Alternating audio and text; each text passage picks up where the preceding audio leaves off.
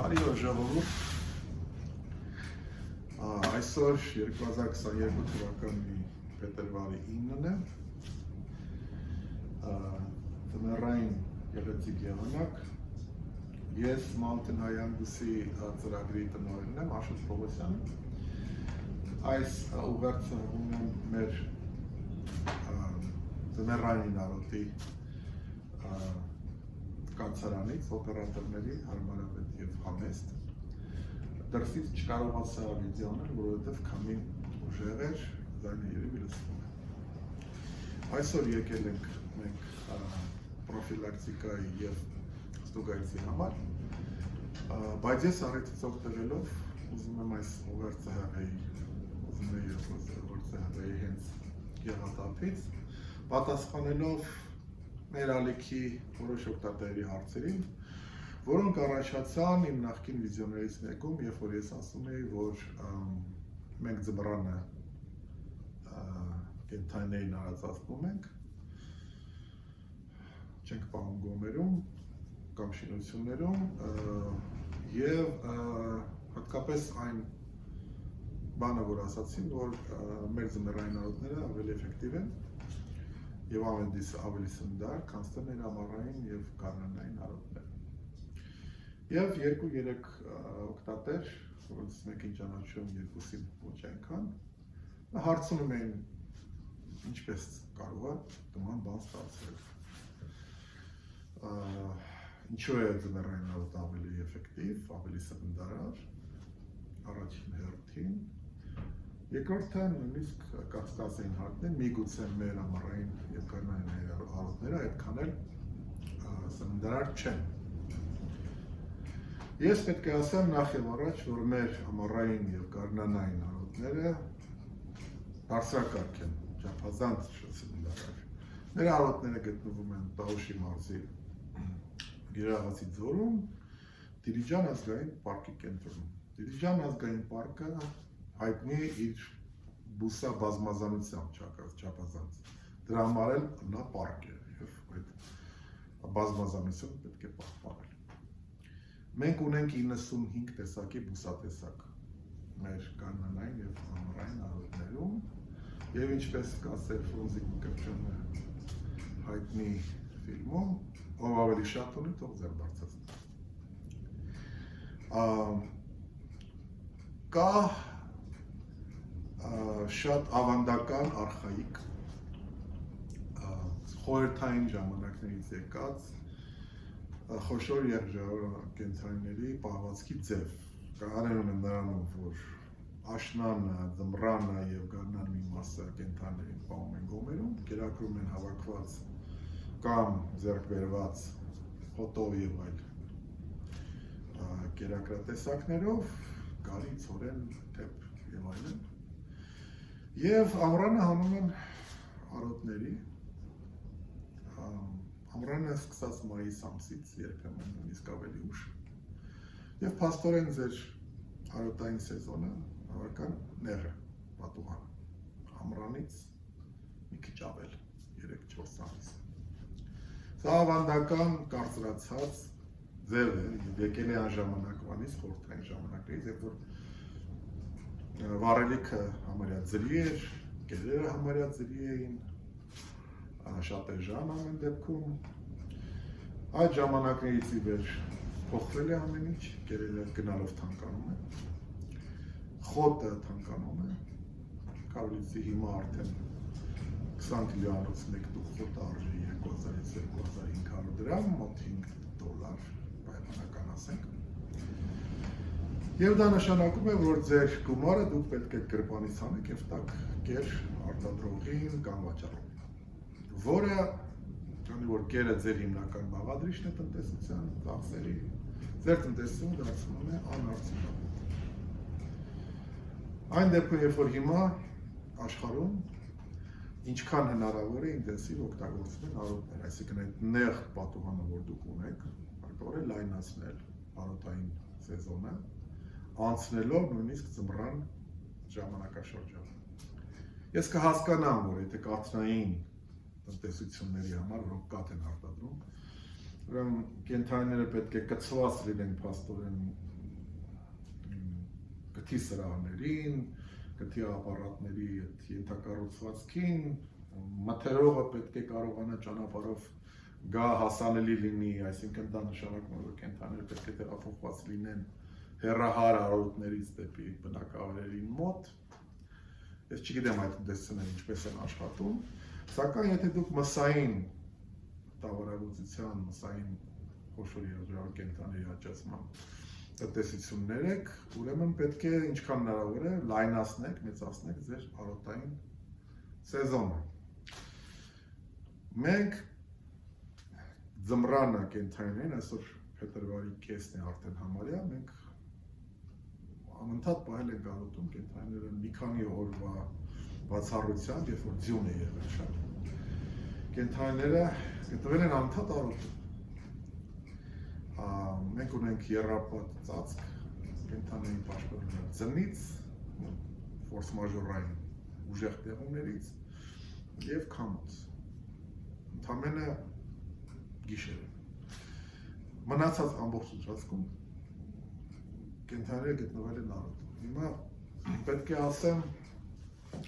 ինչ է պետք, որպեսզի կազմակերպեք ձեր ձմեռային արոտը։ Ես կբերեմ 3 պայման, հիմնական պայմաններ, ձմեռային արածությունը կազմակերպ առաջի պայմանը, պետք է ընտրեք բավականին տաք, հարավային լանջ,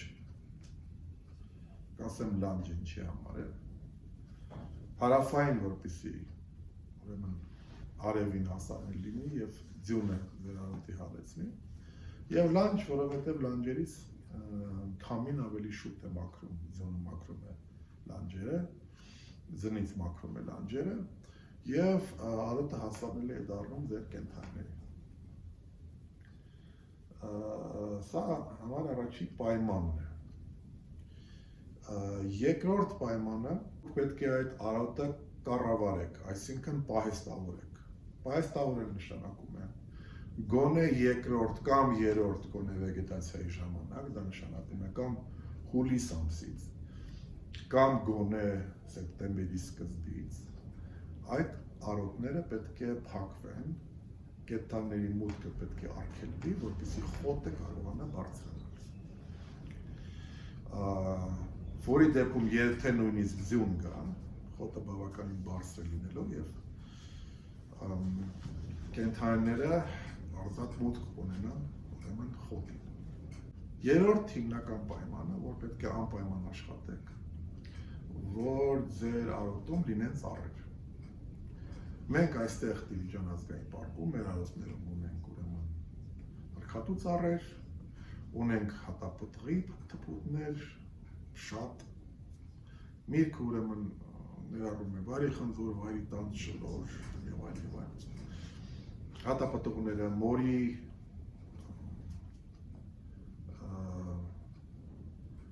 գետնամորի մասով և ծառեր, կաղնի և այլն դեղ։ Ինչի համար, որովհետև աշնան վերջին, երբ որ այդ ամբողջը կթափվի գետին, վայրի մրգերը և հատապտուղը և ընդեղենը, հատկապես կաղինը, և ձյունը նրանց ծածկելով կստեղծի պայմաններ, դա բնական սառնարան է, և ձյունը մաքրվելու կամ հալվելու դեպքում, որը դուք կունենաք ձմռան ընթացքում, այդ ուրեմն կերակրատեսակները, հատկապես հաղարջը և կաղինը, հատկապես կաղինը, որ ունի մոտավորապես 30% իր մեջ յուղեր և ճարպեր, ուսական հասանելի կդարձնի ձեր կենդանիներին այդ կերակրատեսակներին։ Եվ փաստորեն ձմռանը մենք բացի այն չոր, սառեցված և թրջված խոտից, որը կենդանիները ուտում են բավականին հաճույքով, մենք ունենք նաև այս հավելյալ մրգային և հատկապես ընդեղենային և հատկապես կաղնային բաղադրատեսակը գերերի մեջ, որը հատկապես ձմռանը կենդանիներին ավելացնում է սննդակարգը և չափազանց բարձրացնում է, որտեղ եթե ամռանը կամ գարնանը դուք ունեք ամենը կանաչ խոտ,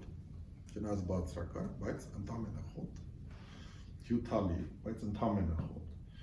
Ձմռանը դուք ունեք հավելյալ կերակրատեսակներ, որը ձեզ տալիս են այն ծառերը և թփերը, որոնք ունեք դուք ձեր արոտավայրերում, այնպես որ պահպանեք բնությունը, մի կտրեք ծառերը, դրանք ձեզ շատ և շատ օգուտ կտան։ Եվ հատկապես ձմռանը, երբ որ կենդանիները պետք է բավականին սնունդ օգտագործեն, որպեսզի կարողանան դիմանալ ցրտերին, կաղինը և ընդեղենը շատ օգտակար են, և հատկապես ձմռանը, դա քաշաճերի ուրեմն սեզոնն է, կենդանիները ավելի շատ օգտագործում են սնունդ, որպեսզի ճարփ հավաքեն, այսինքն քաշերը բարձրանում են կենդանիները, մարդկանց պես նույնպես նույնն է, մարդիկ քաշ են հավաքում հիմնականում ձմռան ամիսներին, մենք էլ ենք օրգանիզմ։ Եվ այս ամբողջության շնորհիվ դուք ունենում եք ավելի արդյունավետ արոտային սեզոն ձմռանը, քան թե ամռան ամիսներին, երբ որ շոգ է, կենդանիները նույնիսկ օրվա ընթացքում երկար ժամանակ չեն արածում, քիչ են օգտագործում խոտ, որովհետև պետք չէ այդքան էներգիա հավաքել։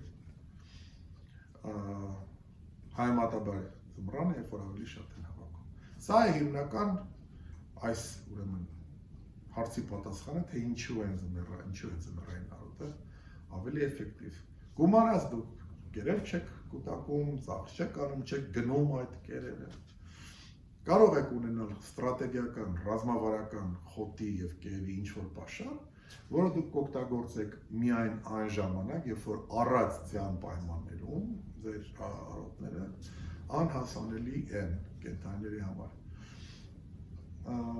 Փետրվարի կեսերի պայմաններում մենք ունեցել ենք այդպիսի ընդամենը 4-5-6 օր առայժմ։ Սպասում ենք վաղը ձուն կլինի, կտեսնենք, կամ կծածկվեն արոտները ձնով կամ չէ, և մենք կօգտագործենք մեր ռազմակավարական պաշարները, այլապես, խնդրեմ, կենդանիների իրենք կարող են ազատորեն օգտվել արոտից։ Այսքանով ուզում եմ սահմանափակել այս կարճ երիզը և ուղերձը, հուսով եմ հարցերին պատասխանեցի, եթե լինեն, խնդրեմ կարող եք դիմել, հեռախոսահամարը կա և կարող եք նաև կատարումներ թողնել այս վիդեոյի ներքևում,